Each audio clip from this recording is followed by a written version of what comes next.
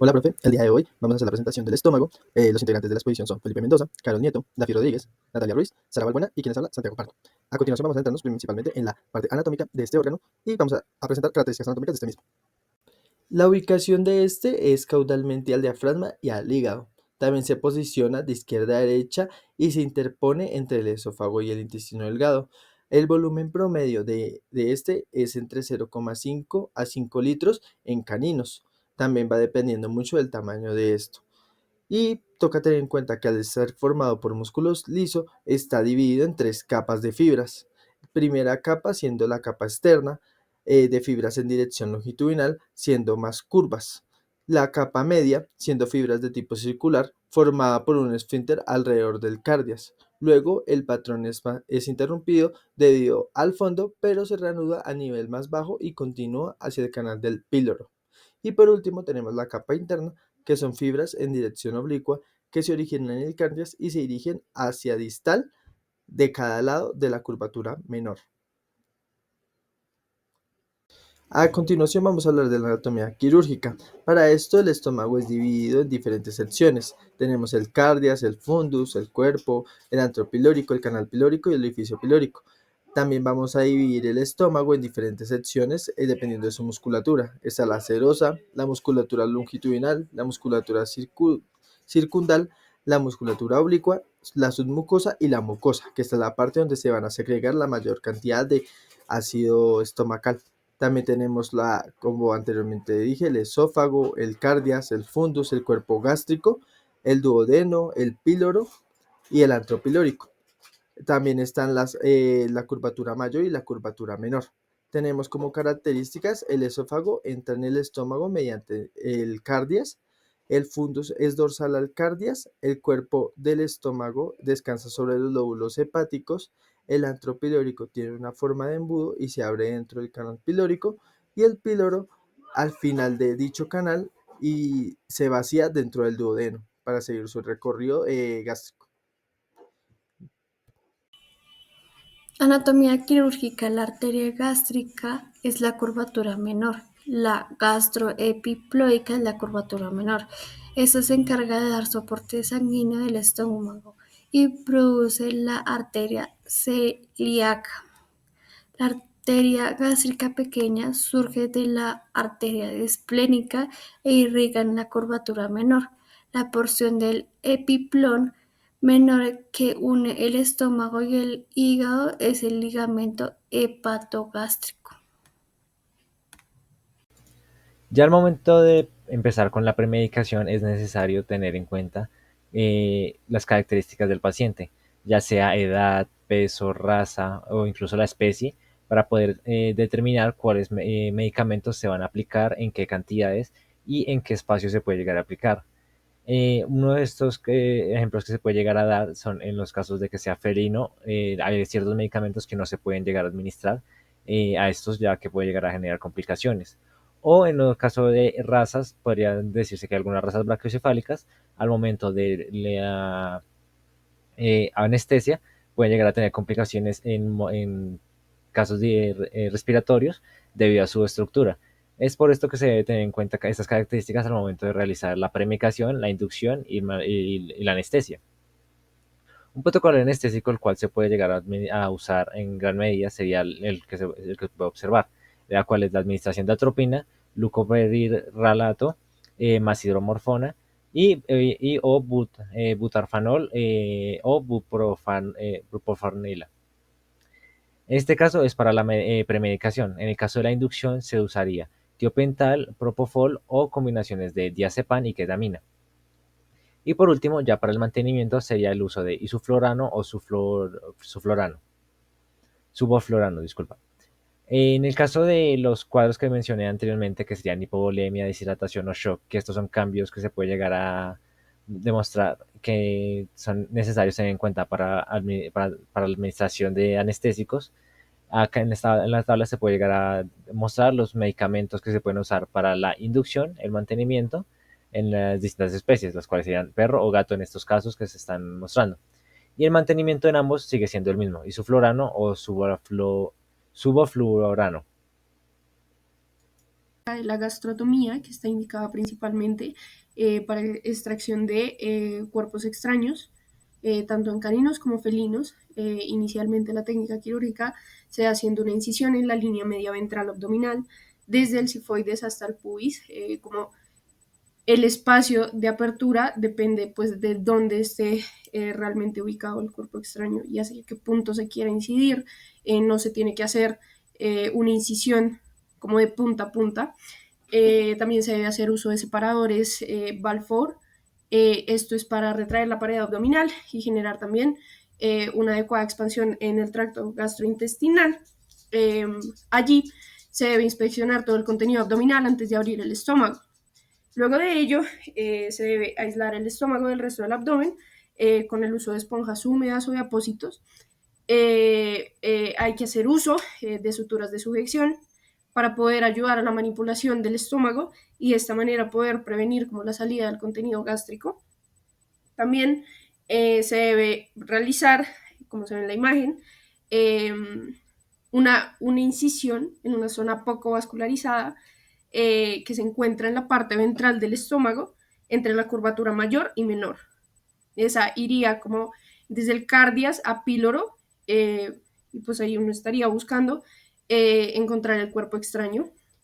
También hay que tener en cuenta que no se debe realizar la incisión cerca del píloro, perdón, o del cierre de la misma, porque esto puede generar una tensión excesiva en el tejido que pues se va a plegar hacia la luz y puede llegar a ocasionar una obstrucción del flujo.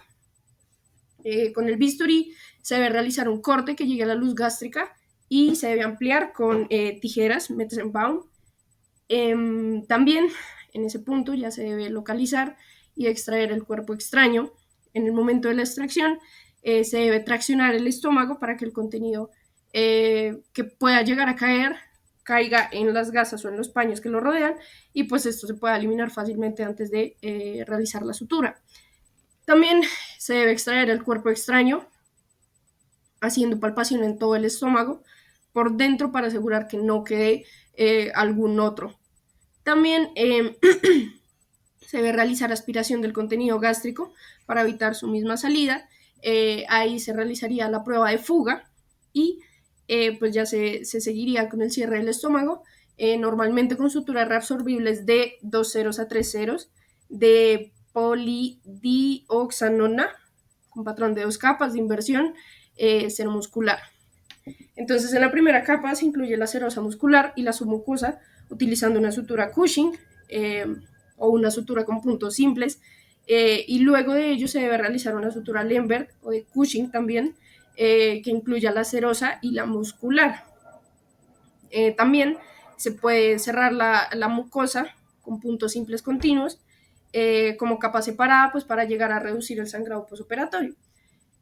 Y pues una recomendación es que antes de cerrar la incisión abdominal se deben cambiar los guantes y el instrumental contaminado con contenido gástrico por otros estériles que hayan.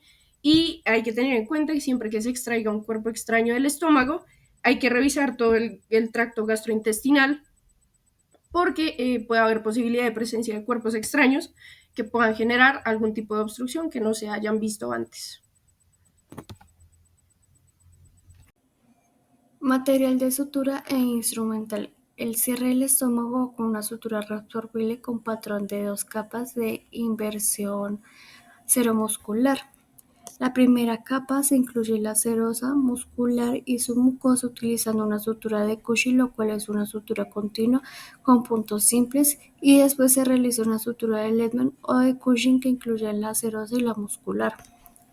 Como alternativa del cierre de la mucosa con puntos simples continuos como capas separadas para reducir el sangrado postoperatorio. Como método de tener en cuenta, antes del cierre de la incisión abdominal se debe cambiar los guantes e instrumental contaminado con contenido gástrico por otros estériles. Estas suturas son fuertes, provocan mínimo desgarro tisular y mantienen la fuerza de tensión durante más de 10 días. Para la cirugía gastrointestinal se prefiere una sutura de pequeño diámetro con aguja puntiaguda y ya montada. Bueno, vamos a seguir con el tema de cicatrización del estómago. Vamos a tener los siguientes puntos en cuenta, que es el aporte sanguíneo extraordinariamente importante, dado que este da el flujo sanguíneo, el cual es fundamental para cualquier tipo de curación. También se tiene en cuenta la reducción de peligros de infección en el estómago por medio de bacterias debido al pH que éste se maneja. También tenemos en cuenta el estímulo para la regeneración de los epitelios y mecanismos de defensa aportados por el sistema inmunitario de este órgano. También se hace lo que es una cicatrización rápida en el tema de úlceras. Tenemos en cuenta que el estómago tiene una pared relativamente móvil y está sujeto a tensión solo en los puntos que son fijos. Las líneas de sutura no están sujetas a una gran presión y se debe evitar la sutura con tensión sobre los tejidos que están sangrando y se debe evitar lo que es el manejo de pinzas traumáticas y portaagujas. En cuanto a las complicaciones, se puede presentar vómito y anorexia, esto debido a una sensibilidad tanto de los medicamentos como de la anestesia, o en el caso de los felinos principalmente, también se puede dar la anorexia, lo cual va a contribuir a una pérdida de peso considerable que a largo plazo, si se ignora, puede generar una lipidosis hepática. Asimismo, si no se tiene en cuenta o no se tiene un control sobre la alimentación o la dieta postquirúrgica, esto lo que va a hacer es irritar obviamente la mucosa, pero asimismo retrasar la cicatrización o la recuperación satisfactoria.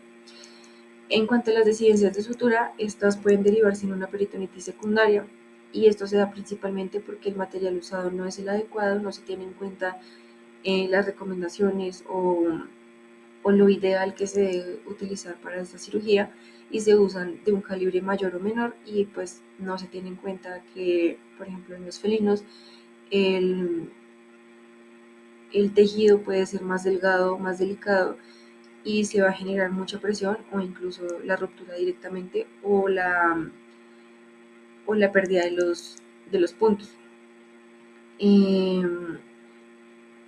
También podemos encontrar una aparición de úlceras. Esto va ligado al tema de las suturas o material incorrecto. No se usa material de absorción, sino que se usa no absorbible y esto lo que va a generar es una irritación en la mucosa porque va a quedar expuesto a la luz gástrica. También vamos a encontrar una obstrucción del flujo de salida. Esto principalmente se presenta debido a que no se tuvo en cuenta la anatomía, no se respetó la anatomía en cuanto a la cirugía y se hizo muy cerca, muy lejos de donde debía ser la incisión correcta y pues no va a permitir, digamos, el funcionamiento normal como se debería esperar, sino que al contrario va a generar este tipo de complicaciones. También se puede dar una infección durante el procedimiento, puede ser debido a que no se hizo una manipulación correcta, como se explicó anteriormente, se deben utilizar gasas para absorber el líquido gástrico que pueda salir o diferentes complicaciones y al momento en que esto se ignora, pues lo que va a generar es una contaminación producida directamente por el médico tratante o si no, debido a un manejo inadecuado postoperatorio, no se tuvo en cuenta las recomendaciones de limpiezas, el paciente presenta un sistema inmune deficiente y demás, entonces esto lo que va a generar es pues este tipo de afecciones. También se puede presentar un retrasado del vaciado gástrico por disminución del movimiento intestinal. Esto también puede estar derivado de una hipoperfusión o alguna complicación adyacente. La pancreatitis, esta es muy común y puede estar derivada también a razas predispuestas como el Cocker Spaniel, el Yorkshire o en general. Y pues esto también va relacionado con la mala manipulación o malos cuidados pre o postoperatorios que se tengan con el paciente. En cuanto a los desgarros de vasos gástricos, también se puede presentar una dilatación vulvogástrica generando o derivando en una hemorragia intraabdominal y esto puede generarse o puede derivarse debido a que se lesionan los vasos gástricos ya que no se tiene en cuenta o no se respeta la anatomía o fue negligencia o demás y pues esto lo que va a generar es complicaciones e incluso la muerte del paciente.